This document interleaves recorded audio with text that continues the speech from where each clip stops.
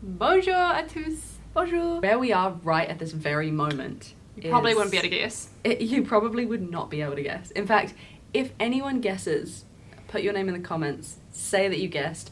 We're just going to have to trust you.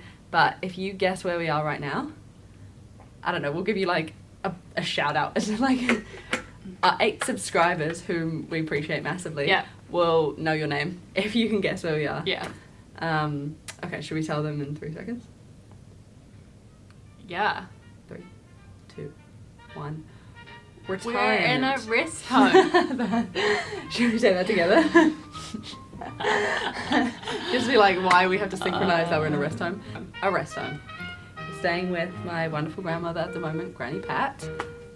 Yeah, so we float around so much. She's taken us in, and they have a theatre, which is insane. And it's got like these black and white movie photos. Yeah. And it's so sick. I thought it was quite a nice backdrop. Yeah. And we've leveled up from our bathroom lamp lighting, and now we're using a legit lamp. It's been kind of a crazy time. We're not in France yet, but we did buy our flights to France with yesterday a spontaneous stopover in Japan. I've just heard amazing things about the culture in Japan. And there's just been a lot of signs pointing towards going to Japan. And I like that you're calling them signs when it's just been a train of Instagram memes, really? Mainly Instagram memes. Have there been any other synchronistic signs for you aside from Instagram memes that have been like, go to Japan? Some challenging... It's been a challenging month at times. Dark times. Got my tonsils out.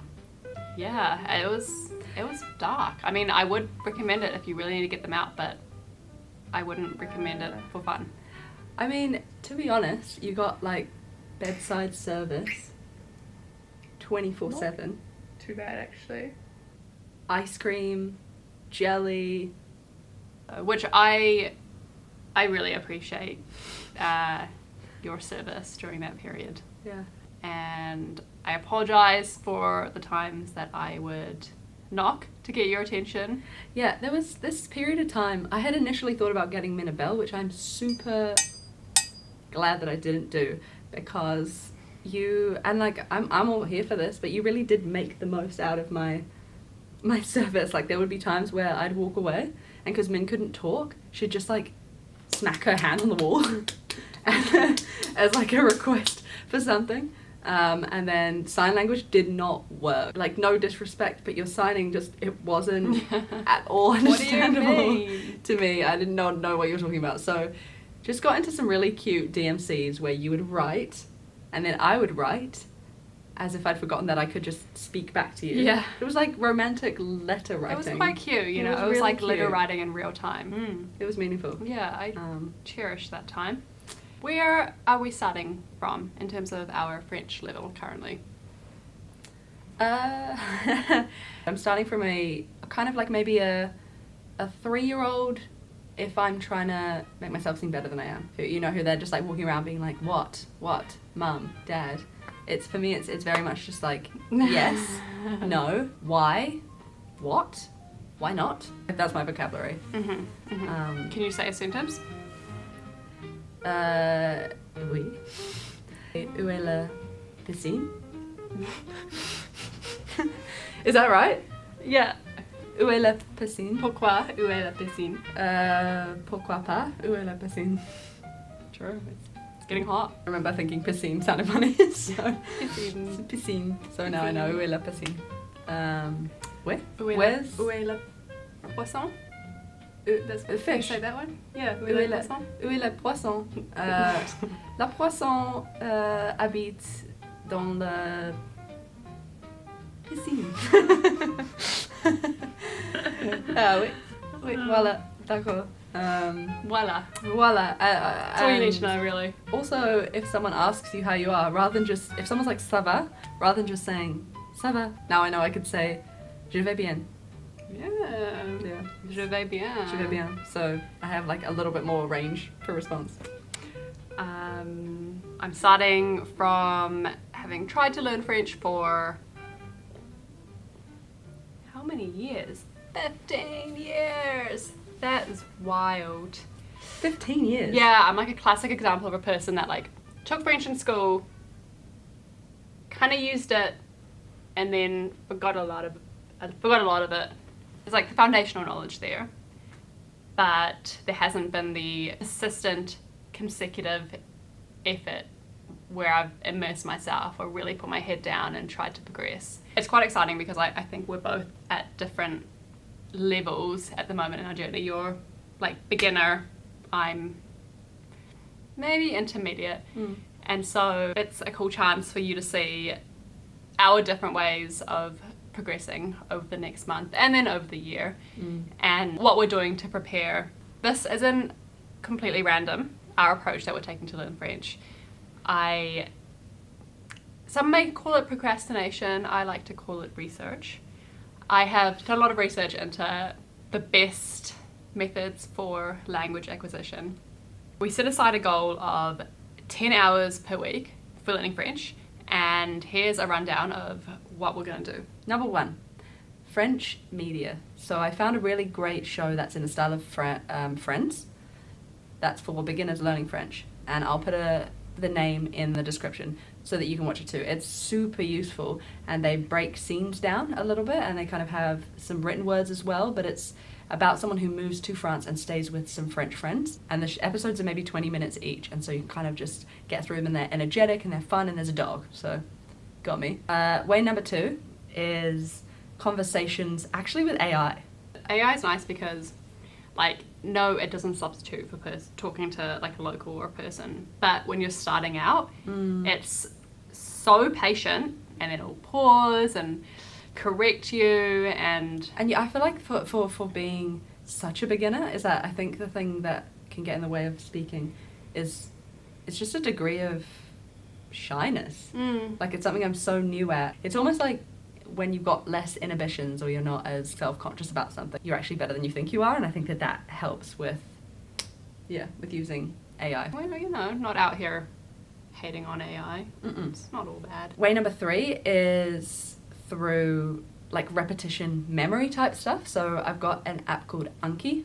It's kind of got an algorithm in there where you make your own cue cards, and I'm building up a portfolio of maybe say the top 1,000 words that I need. You don't necessarily need to learn the comprehensive rules and structure of an entire language just to speak enough of that language to get you started. My approach with using ANKI is just to memorize as much as possible so that my repertoire is at least somewhat communicable before I go. My 4th approach is been a lot of podcasts. Language transfer has been amazing.